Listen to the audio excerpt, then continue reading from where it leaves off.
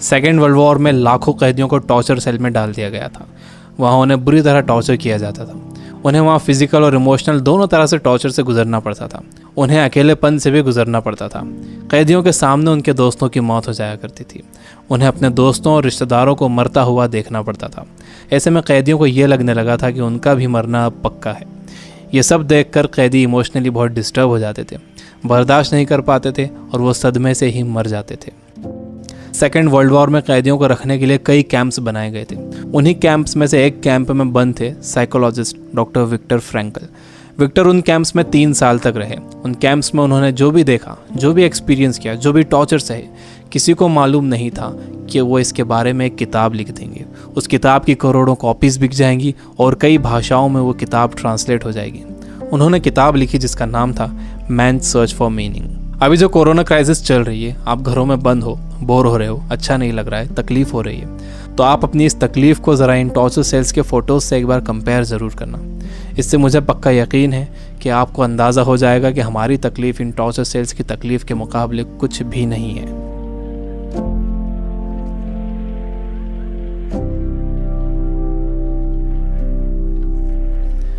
जब विक्टर को इन कैंप्स में डाला गया तो उनके साथ उनकी फैमिली भी थी, लेकिन सब के सब धीरे धीरे मरते गए। विक्टर एक इंसिडेंट बताते हैं। उनके साथ एक कैदी था। उसने फरवरी महीने के आखिर में एक सपना देखा। उसने विक्टर को बताया कि कल रात उसने एक सपना देखा था। सपने में एक आवाज़ गूंजी कि मुझसे जो पूछना है पूछो। तो मैंने उससे पूछा कि हम इस कैंप से बाहर कब निकलेंगे। तो उस आवाज़ ने कहा कि 30 मार्च को तुम लोग बाहर निकल जाओगे। इस सपने के बाद उस कैदी को पूरा यकीन हो गया था कि वो 30 मार्च को रिहा हो जाएगा। मार्च का महीना शुरू हो गया। वो एक एक दिन गिन रहा था। धीरे धीरे दिन निकलते गए। जब मार्च का महीना ख़त्म होने आया तो उस कैदी को ये दिखने लगा कि वो रिहा नहीं हो सकेगा। 29 मार्च को वो बीमार पड़ गया और 30 मार्च को वो मर गया। ऊपरी तौर पर तो ये लग रहा था कि उस कैदी को कोई बीमारी हुई है जिससे वो मर गया, लेकिन विक्टर जानते थे कि वो कैदी किसी बीमारी से नहीं मरा था, बल्कि नाउम्मीदी से मरा था। उसके मरने की वजह थी उम्मीद का ख़त्म हो जाना, होप का ख़त्म हो जाना। Biggest lesson of this book, इंसान को तकलीफ़ें नहीं मारती हैं, इंसान को धोखा नहीं मारता है, इंसान को चैलेंजेस नहीं मारते हैं, इंसान को नाउम्मीदी मार देती है। जिस इंसान के अंदर आने वाले कल की कोई उम्मीद नहीं होती, कोई ख्वाब नहीं होता, वो इंसान भी नहीं रहता। विक्टर ने गौर किया कि कैंप में ज़्यादातर मौतें क्रिसमस और न्यू ईयर के बीच में हुई थी, क्योंकि लोगों को उम्मीद थी कि क्रिसमस आ रहा है, न्यू ईयर आ रहा है, हमें रिहा कर दिया जाएगा। लेकिन जब ऐसा नहीं हुआ तो उनकी उम्मीदें टूटी और वो मर गए। जब भी किसी इंसान की उम्मीदें ख़त्म होती हैं तो उसका इम्यून सिस्टम कमज़ोर हो जाता है, और जब किसी का इम्यून सिस्टम कमज़ोर हो जाता है तो वो किसी भी छोटी मोटी बीमारी से मर सकता है। यानी पहले उम्मीदें ख़त्म होती हैं, उससे इम्यून सिस्टम कमज़ोर होता है, उसके बाद वो बीमारी ताकतवर हो जाती है। दूसरी चीज़ विक्टर ये बताते हैं कि आपके पास ज़िंदा रहने के लिए एक बड़ा सपना होना चाहिए, एक लॉन्ग टर्म गोल होना चाहिए। जिसके पास आने वाले कल के लिए बहुत बड़ा ख्वाब है, उसके लिए आज की तकलीफ़ें, आज की प्रॉब्लम्स बहुत छोटी होती हैं। जब किसी का बिलीफ बड़ा होता है, किसी का कॉन्फिडेंस बड़ा होता है, किसी का सपना बड़ा होता है, किसी का कमिटमेंट बड़ा होता है, तो उसके सामने आने वाली क्राइसिस, प्रॉब्लम्स, तकलीफ़ें सब छोटी हो जाती हैं। हम कोरोना वायरस की क्राइसिस से घर में रहकर मुकाबला कर सकते हैं। आपको अपनी सुरक्षा करना है, लेकिन इससे घबराना नहीं है। आपको अपनी उम्मीद को ख़त्म नहीं होने देना है। विक्टर कहते हैं कि जब कोई प्रॉब्लम या बीमारी आती है तो आपकी बॉडी कमज़ोर पड़ जाती है, लेकिन आपका माइंड बहुत पावरफुल है। आपको इसे कमज़ोर नहीं पड़ने देना है। आप रोज़ टीवी देख रहे हो, आप बुरी न्यूज़ सुन रहे हो कि इतने मरे, इतने बचे, इतने सीरियस, यह आपको मेंटली वीक बना देगा। आप मेंटली वीक हो जाओगे तो आपका इम्यून सिस्टम भी कमज़ोर हो जाएगा, जिससे आपका बीमार होने का ख़तरा बढ़ जाएगा। विक्टर कहते हैं कि वो 3 साल इन कैंप्स में इसलिए ज़िंदा रह पाए क्योंकि उनके पास कल के लिए बड़े सपने थे, विल पावर थी, उन्हें ये किताब लिखना थी।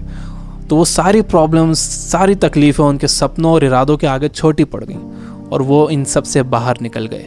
तीसरी चीज़ जो विक्टर ने ऑब्जर्व की थी वो ये कि जब इंसान के सामने कोई प्रॉब्लम आती है तो वो उसे कैसा मीनिंग देता है।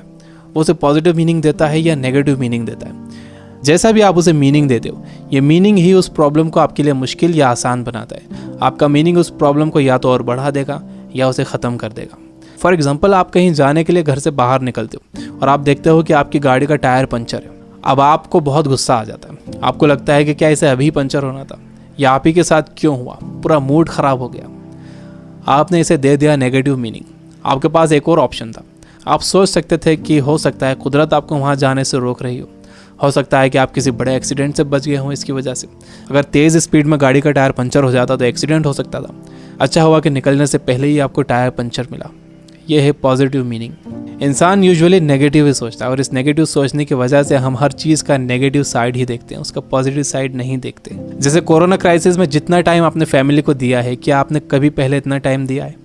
मेरे कुछ दोस्त जो किताबों से बिल्कुल दूर थे, उन्होंने बुक्स पढ़ना शुरू कर दिए, वो रीडिंग हैबिट बना रहे हैं। अगर कोरोना क्राइसिस ना होता तो क्या ऐसा होता था? जितना मैं इन दिनों पढ़ रहा हूँ, पहले इतना कभी नहीं पढ़ता था।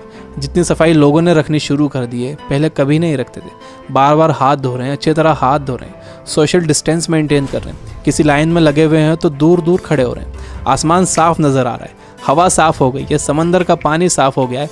ऐसा लग रहा है कि नेचर ने जैसे रीसेट बटन दबा दिया। हमें ये पॉजिटिव साइड्स भी सोचना चाहिए। जब तक आपके पास नेगेटिव मीनिंग है, आप उस क्राइसिस से डील नहीं कर सकते। हर प्रॉब्लम उसके साथ एक इक्वल अपॉर्चुनिटी भी लेकर आती है। दुनिया जब से बनी है तब से अब तक उसमें प्रॉब्लम्स ही प्रॉब्लम्स हैं। अगर ये प्रॉब्लम्स नहीं होती तो हम यहाँ तक ग्रो नहीं कर पाते। सबसे लास्ट में विक्टर कहते हैं कि आपसे सब कुछ छीना जा सकता है, आपकी धन दौलत, घर, गाड़ी, बीवी, बच्चे, माँ बाप, दोस्त, सेहत, लेकिन एक चीज़ नहीं छीनी जा सकती, वो है आपकी पावर ऑफ डिसीजन। आपसे फैसला करने की ताकत कोई नहीं छीन सकता। अगर आप सिचुएशन से घबरा कर फैसला करते हो तो वो सिचुएशन आप पर हावी हो जाएगी, लेकिन अगर आप सिचुएशन के हिसाब से खुद को बेहतर बनाते हो और डिसीजन खुद लेते हो तो आपकी ज़िंदगी बदल जाएगी। दुनिया में इससे पहले भी कई बीमारियां आई हैं जिससे करोड़ों लोगों की मौत हुई है। उसकी वजह ये थी कि लोग अवेयर नहीं थे, उनके पास इन्फॉर्मेशन नहीं थी, इन्फॉर्मेशन लेट पहुंचती थी, बीमारी से डील करने के साधन नहीं थे। लेकिन आज का वक्त सबसे अच्छा वक्त है। हमारे पास इन्फॉर्मेशन बहुत तेज़ी से पहुंचती है, हमारे पास साधन है।